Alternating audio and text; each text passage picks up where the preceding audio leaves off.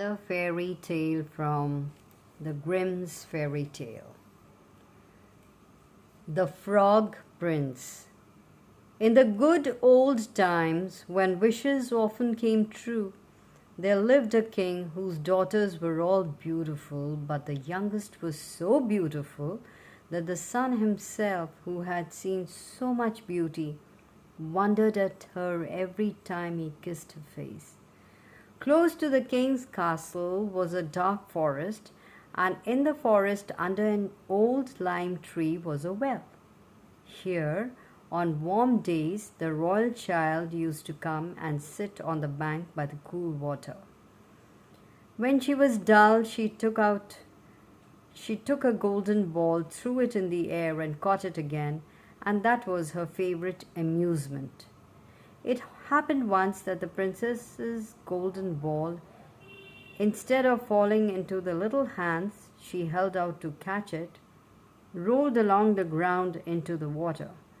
The child followed the ball with her eyes, but it disappeared, and the well was deep, so deep that you couldn't see the bottom.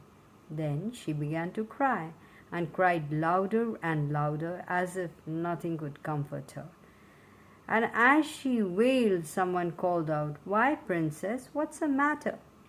You cry loudly enough to move a stone to pity." She looked round to see where the voice came from, and beheld a frog poking his fat, ugly head out of the water. "Ah, is it you, old water splasher?" she said. "I'm crying because my golden ball has fallen into the well." "Well, don't cry any more," answered the frog. "I can help you. What will you give me if I fetch your toy for you?" "Anything you like to ask for, dear frog," she said. "My clothes, my pearls and precious stones, or even the gold coronet I wear." The frog answered, "Your clothes, your pearls, your precious stones, your gold coronet, I don't want any of them. But if you'll love me and let me be your chum and playmate, sit by you at table, eat off your little gold plate, drink out of your little goblet, and sleep in your little bed, if you'll promise all this, I'll dive down and get your golden ball." "Very well," she said. "I'll promise anything you like if you'll only bring back my ball." She thought to herself, "What nonsense the foolish frog talks. He can only sit in the water and croak to other frogs, and can't be the chum of any human being." So the frog ducked his head and sank. In a little while he rose to the surface with a ball in his mouth and threw it on the grass. The princess was so delighted at seeing her pretty plaything again that she picked it up and ran off. "Stop! Stop!" shouted the frog. "Take me with you. I can't run so fast." But it was no use, croak as loud as he would. She took no notice and ran home, where she soon forgot all about the poor frog, who was obliged to descend into his well again. The next day, when the princess had just sat down to table with the king and all the court, and was eating off a little gold plate, splish, splash was heard, and someone hopped up the marble stairs, knocked at the door, and called, "Youngest princess, let me in."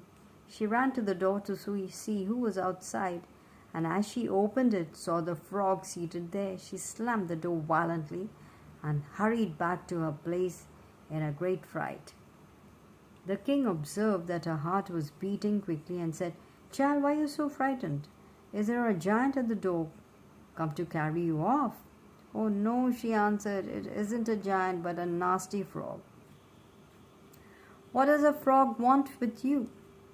"Oh, dear father, yesterday when I was in the forest playing by the well, my golden ball fell into the water, and because I cried so, the frog fetched it for me, and because he asked me, I promised he should be my companion, but I never thought he could come so far out of his water.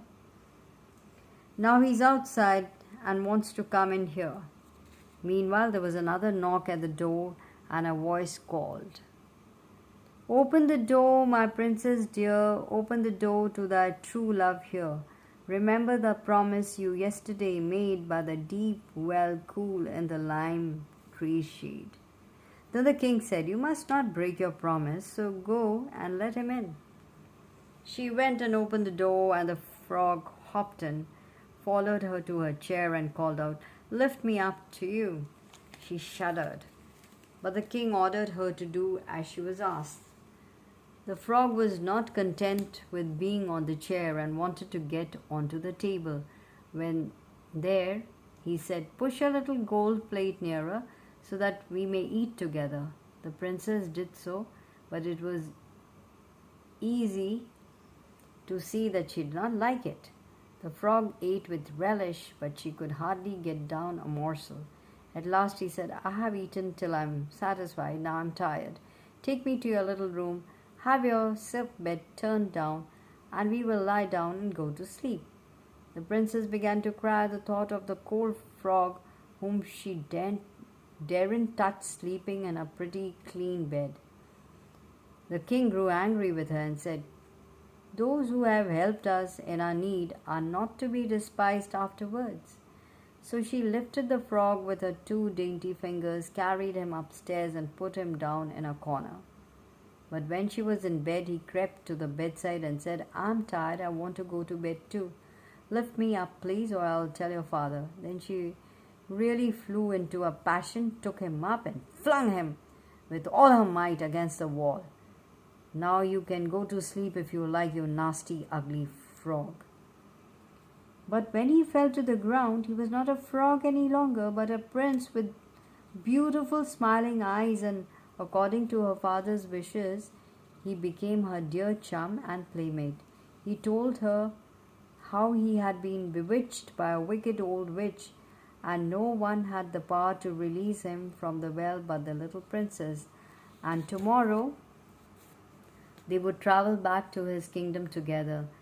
They fell asleep, and when the sun was up the next morning, a carriage with 8 white horses drew up at the door. The horses had white plumes nodding on their heads and gold harness, and behind stood the servant of the young prince, the faithful Henry, who had been so grieved when his master was turned into a frog that he had put 3 bands of iron round his heart to prevent its breaking from sorrow and grief. The carriage was to take the young prince back to his own kingdom, and the faithful Henry helped in his master and the princess, and stationed himself behind again. They hadn't gone far before they heard a crack as if something was breaking. Again and yet again a crack was heard on the road, and each time the royal couple thought something in the carriage had burst, but it was only the iron bands springing from Henry's heart because he was so overjoyed at his master's happiness. So that was his story of the Frog Prince.